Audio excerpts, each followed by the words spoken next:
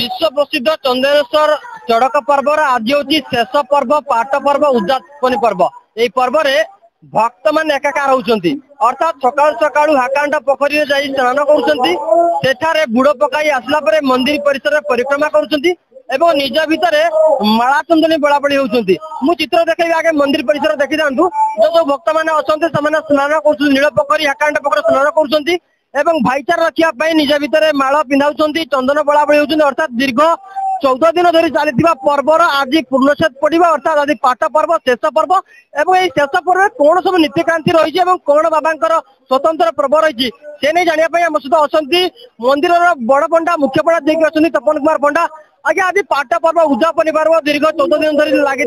आज पर्वर पूर्णछेद पड़ा कौन नीतिक्रांति रही आज बाबा ये हूँ विश्व प्रसिद्ध चड़क पर्व बाबा चंदनेश्वर पर्व। जलजंत्र हिसाब से अच्छा हुगुली ग्राम मध्यस्थ जलजंत्र प्रकाशित कामनांगरदा तार बंदे श्री चंदनेश्वर आज हूँ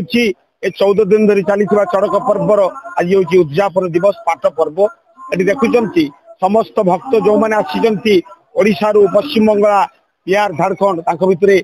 भक्त भितर माला चंदन भितर भाईचारा पर्व सृष्टि होपरली 5टा बेले से हाकांड पोखरी को जीव जो महाघट उठी शिवंकर प्रतिभु हिसाब से घट हाकांड पोखरी पहुंचब से विराट पटुआर पाट भक्त श्री बेकड़ी सेवायत मैंने ये करी विराट पटुआर आसी मंदिर में पहुंचे किए कंटा विद्ध करके चली आज जो पाठ पर्व कहीं पाठ पर्व पालन कर रही रामचंद्र जो अयोध्या को फेरिले से दीप से जाली आह्वान काली जिते आमर ये काली पूजा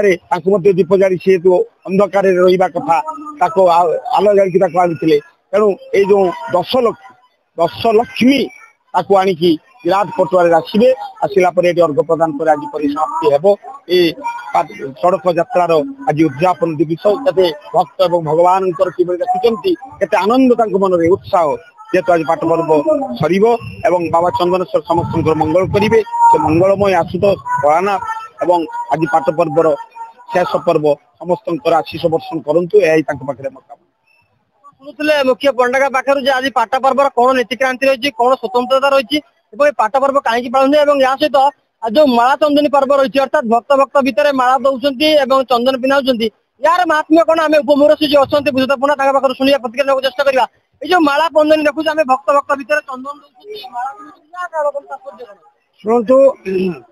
जो 13 दिन व्यापी आम चंदनेश्वर चड़क पर्वर आज हूँ शेष पर्व बा पाट पर्व। पाट पर्वर अर्थ हूँ सुंदर पाट शब्द अर्थ हूँ महान बा श्रेष्ठ बा सुंदर तेणु यही पर्वर 13 दिन पर्वर आज शेष पर्वर यह एक सौंदर्यमय एक गरिमामय एक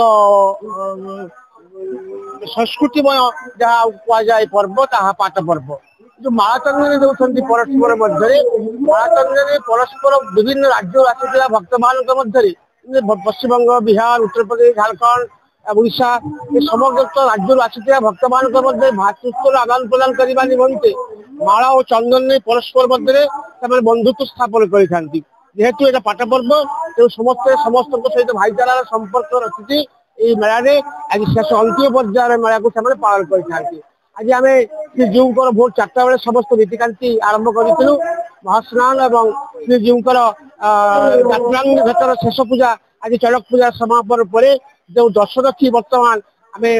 भोर 5 आम सका संध्या 5टार बाहर करूँ हाकांड पोखरी रात्रि समस्ते पाट भक्त श्रीबेकड़ी अन्य भक्त मैंने समवेत हुई एक विशाल पटुआर भव्य और दिव्यतार सहित यही पाट पर्वर ये जो शोभा 10 शोभा को आम 5टा बेले आरंभ करूँ भोर 7टा और संध्या 7:30 आसी गर्भगृह में पहुंचबू और श्रीजीव अर्घदान पर आज पाट पर्वर समस्त नीतिकांति और चड़क पर्वर समस्त नीतिकांति परिसमाप्ति है। शुणुले पाट पर्वर कौन महात्म्य रही पाट पर्व हूँ कठोर साधनार पर्व अर्थात आज